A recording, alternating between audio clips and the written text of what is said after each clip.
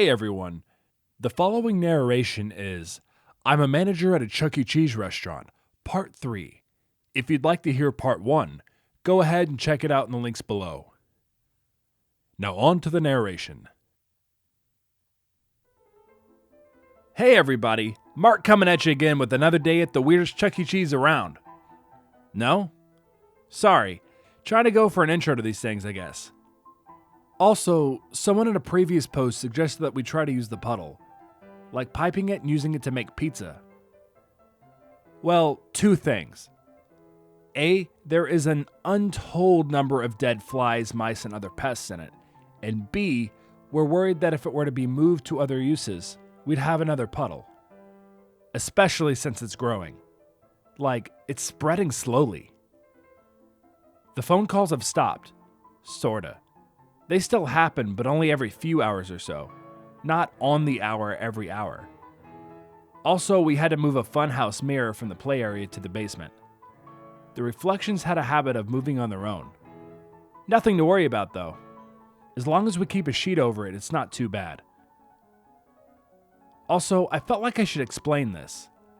Yes, while the basement door does change position, the layout of the basement in reference to the door is always the same.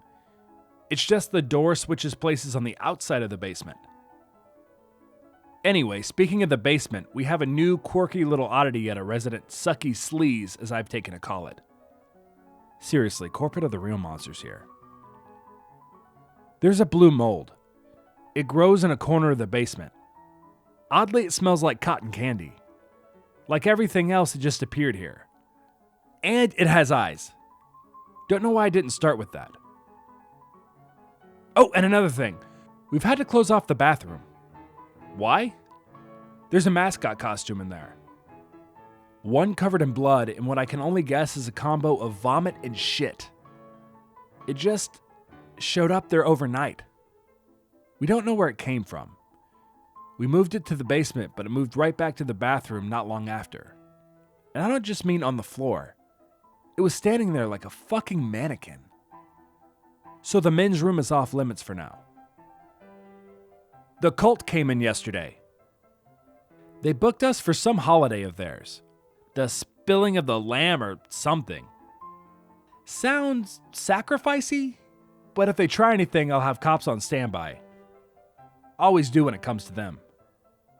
Speaking of creepy people, Al had an accident yesterday. I managed to get him to come to the kitchen to help unload some boxes. Long story short, he got cut. And his blood was black. In fact, I think it was oil? So I'm at least 85% sure Al is an android. Possibly the T-800. That was a joke. Corporate sent another letter to us again. It reads as follows. To all employees of our undisclosed location.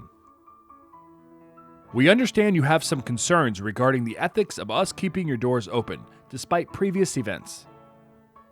We assure you the families of the victims of last year's Independence Day massacre have been well compensated. Also, that location has no basement, so we're not going to discuss the matter further. Remember the following. While we prefer for our customers to go home safely, this is by no means a requirement. We will not be killing Gary with fire, no matter how many times you ask. Who's Gary? Frontal lobe removals are rather painless. However, until further notice, ice cream will not be served at this location. Minor injuries are a workplace sacrifice. This includes missing digits. We don't care if the Church of the Black Lamb is a bunch of racist expletive. If they pay well, you cannot turn them away. Deny, deny, deny. Take any remaining appendages out of the ball pit and bleach the carpet around it. If you ever get hurt on the job, corporate cannot cover your loss. Any further questions or requests are to be given to your supervisor or manager. Also, we're sending a set of animatronics to your location next week. Please take better care of them than the last ones we sent. Have buckets on hand. We don't need a repeat of Valentine's Day '07. CEC Entertainment Inc. Corporate Offices. So yeah, corporate has spoken. They've even sent someone from the corporate offices. He's technically my boss now. He's a dude named Dwight. He's a tall, kind of husky guy. He has thick-framed glasses, a clean business cut, think Wall Street banker, and a casual-type suit.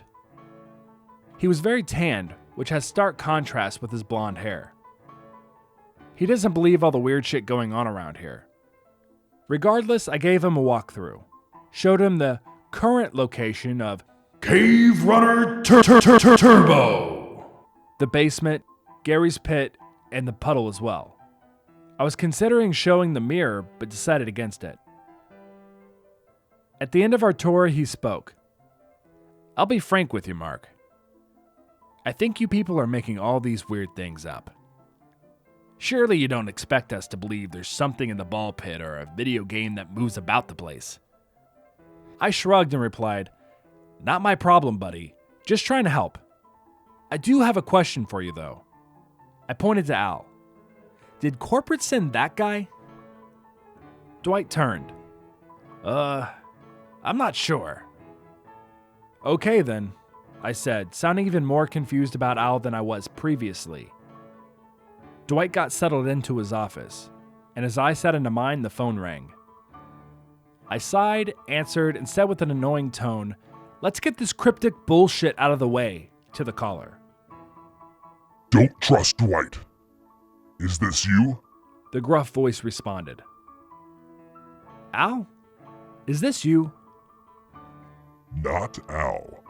A friend. Don't trust Dwight. I see you. Click. Well, that was annoyingly cryptic. Also, what's this about not trusting Dwight? This phone guy wasn't threatening anymore so much as annoying. Hey, Mark! I heard Andrew yell. We were nearing closing time and the last few customers were starting to shuffle out. Can you come to the kitchen?